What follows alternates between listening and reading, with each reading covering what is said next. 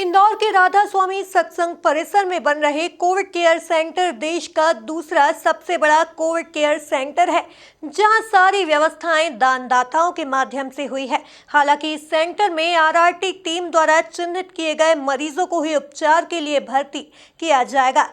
देखिए एक खास रिपोर्ट।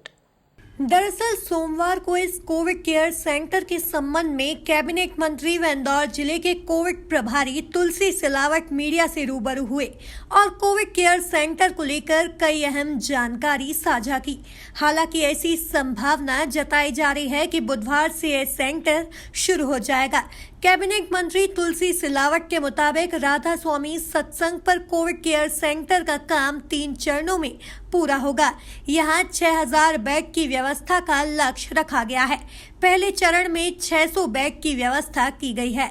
अपने को वर्गीकरण करना पड़ेगा। ये अस्पताल हैं जिसमें कि गंभीर या गंभीर होने की स्थिति वाले मरीज भी जा सकते हैं वहाँ पर। ये जो है कोविड केयर सेंटर है ये, जहाँ पर कि एसिम्प्टोमेटिक जो हो सकते हैं, कोमॉर्बिड वाले रहते हैं, जो जिनके लक्षण आगे बढ़ सकते हैं, या हल्के लक्षण वाले जो दवाई खा के ठीक हो सकते हैं किंतु ठीक से क्योर नहीं मिल पा रहा है, इसलिए वो ठीक नहीं हो पा रहे हैं, उनको ऑब्जर्वेशन रख के प्रॉपर दवाई दे सकते हैं, कोई इंजेक्शन देना है वो दे सकते हैं। तो ये इस तरह से वर्गीकरण है। कलेक्टर मनीष सिंह के मुताबिक माइल्ड सिम्टम्स वाले मरीजों को उपचार के लिए भर्ती किया जाएगा। यहाँ उन्हें दवा इंजेक्शन देकर उन्हें ठीक किया जाएगा। पिछले साल की तुलना में पिछले समय जो संकट और महामारी कोरोना कोविड आया था 24 मार्च से, उससे मैं सोचता हूँ 1 लाख गुना अत्यंत खतरनाक, गंभीर और घातक है। जिस प्रकार से सरकार काम कर रही है मुख्यमंत्री जी के नेतृत्व में, मुख्यमंत्री स्वयं प्रयासरत हैं, प्रयत्नशील हैं, कोशिश कर रहे हैं और सबको दिशा निर्देश भी दे रहे हैं। मैं आपको एक बहुत महत्वपूर्ण जानकारी से अनुरोध कर रहा हूं कि जो राधा स्वामी सत्संग है,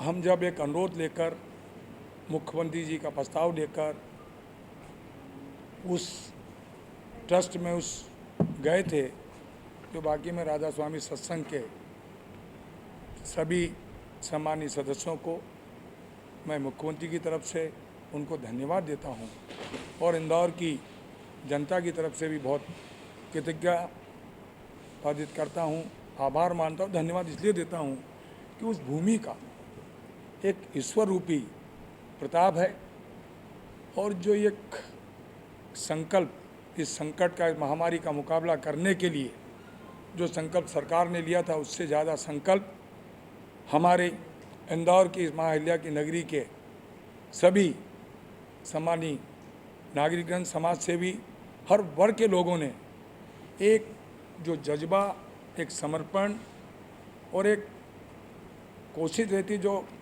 आगे आकर सहयोग करने की, क्योंकि उन्हें पता है कि ये जो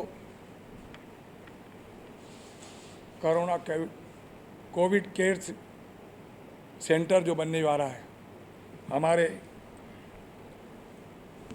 राधा स्वामी सत्संग पर कोविड केयर सेंटर, ये देश में दूसरे नंबर का होगा और वो सर्व सुविधा युक्त होगा।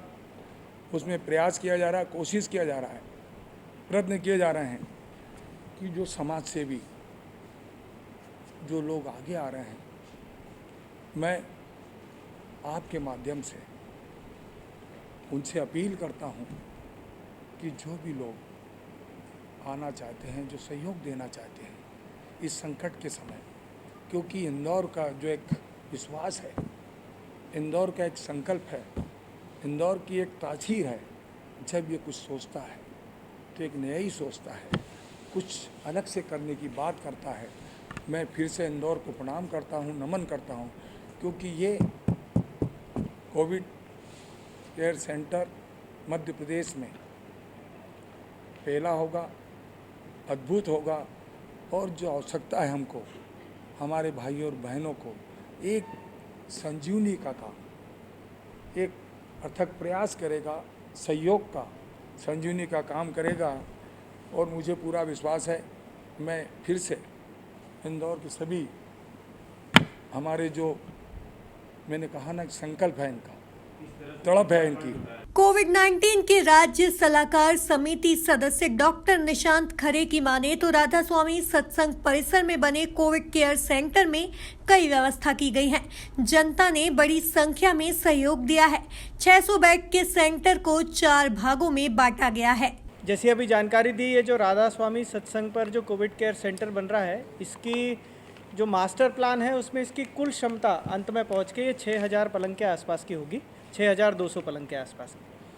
चरणों में बांटा गया है, 6200 एक साथ संभव नहीं है, तो जो पहला चरण है वो 600 पलंग का है, जो उम्मीद है अगले 2-3 दिन में प्रारंभ हो जाएगा। दूसरे चरण का जो निर्माण कार्य है, जो इंफ्रास्ट्रक्चर के लिए जो काम करना पड़ता है, उसका भी कार्य कल से प्रारंभ हो गया है। अब दूसरा चरण रिलेटिवली पहले चरण से ज़्यादा जल्दी एग्जीक्यूट किया जा सकता है, तो उसका भी जो कार्य है वह प्रारंभ हो गया है।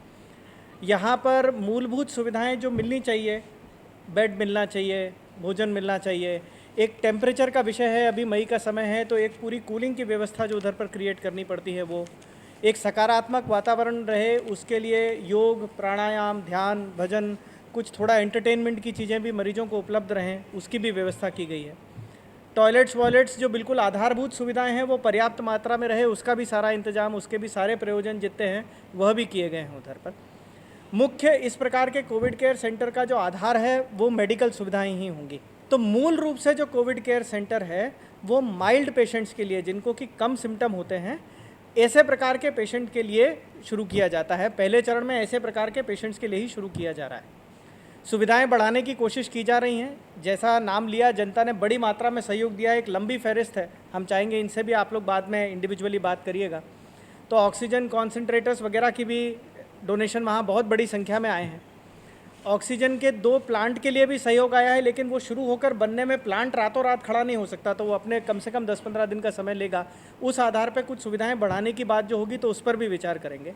डॉक्टर निशांत के मुताबिक आरआरटी टीम द्वारा मरीजों को चिन्हित कर कोविड केयर सेंटर भेजा जाएगा। में जो आरआरटी टीम्स होती हैं, जो ब्लॉक मेडिकल ऑफिसर्स और इनसे संबंधित रहती हैं सीएमएचओ ऑफिस से, आरआरटी टीम एक स्क्रीनिंग का काम करेंगी।